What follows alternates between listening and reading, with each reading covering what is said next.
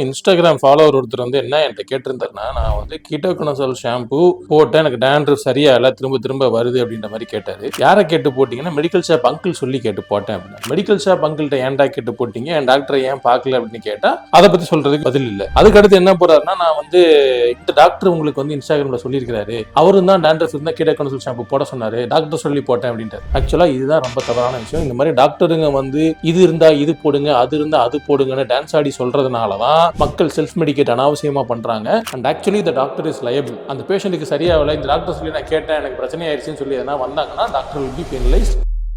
இந்த மாதிரி medical அட்வைஸை social மீடியாலன்ட்டு கிடையாது, பேஷண்ட்டை எக்ஸாமின் பண்ணாமல் அட்வைஸ் கொடுக்கறதே தப்பு. அதனால தான் நீங்கள் எத்தனை வாட்டி சுற்றி கேட்டாலும் உன்னோட ஸ்பெசிஃபிக் கண்டிஷனுக்கு ஒன்று எக்ஸாமின் பண்ணி ஒரு டாக்டர் கொடுக்குற மருந்து தான் சரியான மருந்து. நெஞ்சு வலிக்கு எது நல்ல மருந்து நம்ம யார்ட்டையும் கேட்கறது கிடையாது. அது மாதிரி தான் ஸ்கின்னுக்குமே இதுக்கு எது நல்ல மருந்துன்னு கிடையாது. உன் ஸ்கின்னை பார்த்து எக்ஸாமின் பண்ணி ஒரு ஸ்கின் டாக்டர் கொடுக்குற மருந்து தான் உனக்கு நல்ல மருந்து.